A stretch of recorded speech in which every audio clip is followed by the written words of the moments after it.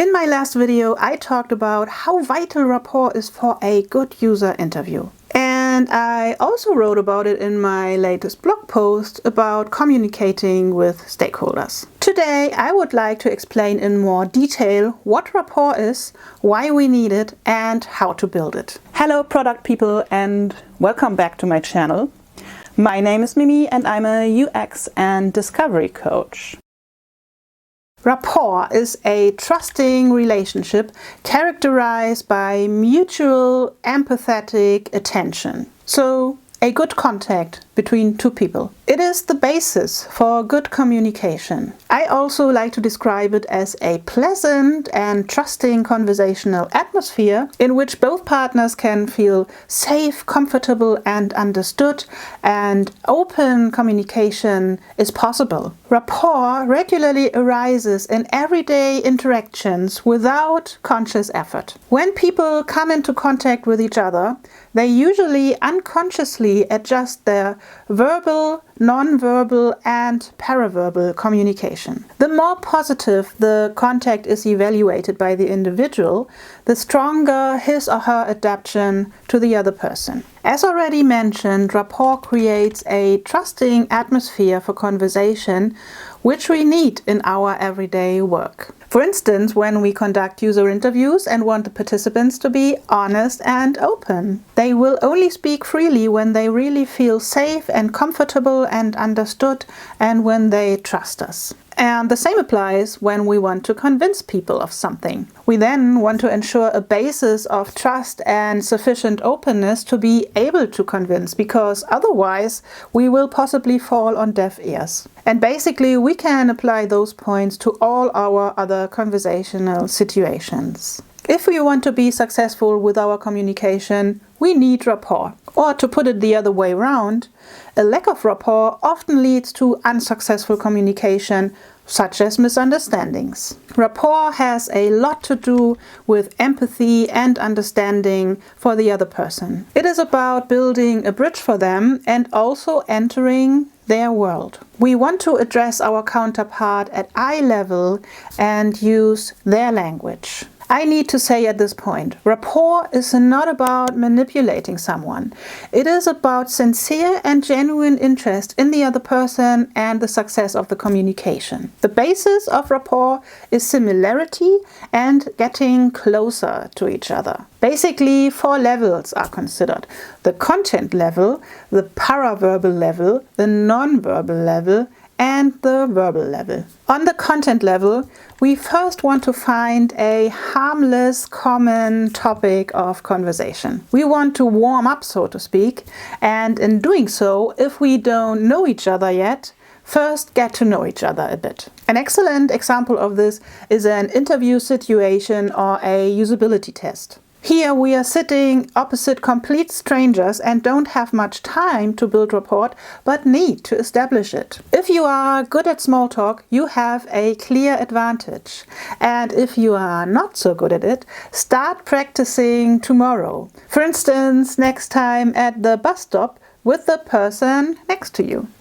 The topic should be harmless, so preferably not something like politics or economics. After all, you want to establish a common ground and not a front between you. And ideally, it should be connected to the person you're talking to. If in doubt, you can always use the weather as a fallback. But there are really various topics that are suitable. For instance, the drive to the interview, a mutual hometown, the person's sweater, their mobile phone brand, or what they had for lunch. Knowing which topics might be too intrusive takes a bit of intuition, and it also depends a lot on the other person. For instance, should you bring up an eye-catching brooch hanging near the décolleté of their blouse? As a man, certainly not. You can start a conversation about their hobbies, sports, or their last holiday if you have more time. These topics are also suitable if you already know more about the other person and have some background information. But caution, even supposedly innocuous topics can be tricky. For instance, people can have very different or even opposing opinions about sports or holiday destinations. skills. My tip here is to switch to another topic as inconspicuously as possible if we encounter such a situation. Because we should neither lie and pretend to be of the other person's opinion, nor should we start a discussion with them. Let's drink some water.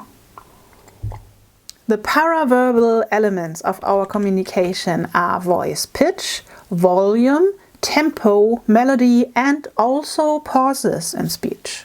Building rapport on this level means orienting ourselves to these elements in our counterpart's speech. This also often happens unconsciously, but when doing it consciously, it is crucial not to overdo it. Of course, the other person must not feel that they are being parodied or made fun of. After all, it's not about copying the other person. It is only about getting closer. It is often enough to adjust the volume and speed of speech to the other person, and of course to pay attention to their pauses in speech and not to interrupt them if they actually wanted to say something else. This approach of fine imitation is also called mirroring or pacing. The non-verbal level is about observable behavior, and thus the term mirroring fits particularly well. Elements like posture, gestures, facial expression, and also eye contact and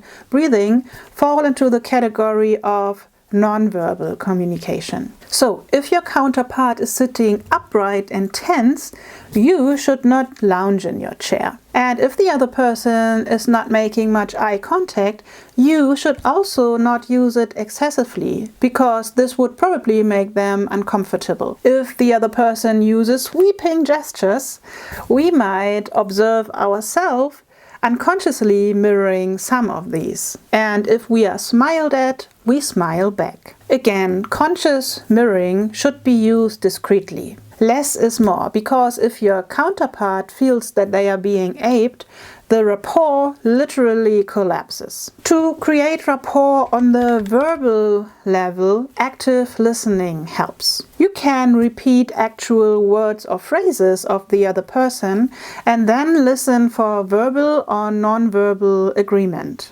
Again, less is more. I think rapport on this level is the easiest to establish and needs the least explanation. Perhaps one more important point from my personal experience. For the majority of people, inappropriate situations of course, humor works excellently to build rapport with them. Laughing together creates an ideal common ground, and rapport develops almost by itself. If you want to practice building rapport, use your everyday conversations. The next time you talk to your friends, pay attention to how you automatically approach each other in the first moments of the conversation. As a next step, carefully practice mirroring on the different levels with them. I am sure you have many communicative situations over the day, and every one of them can be a practice situation. Okay, if you find this video helpful, please like it, share it, and comment on it.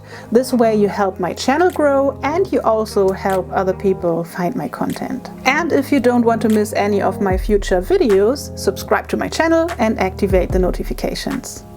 Thank you so much for watching, and see you next time. Bye!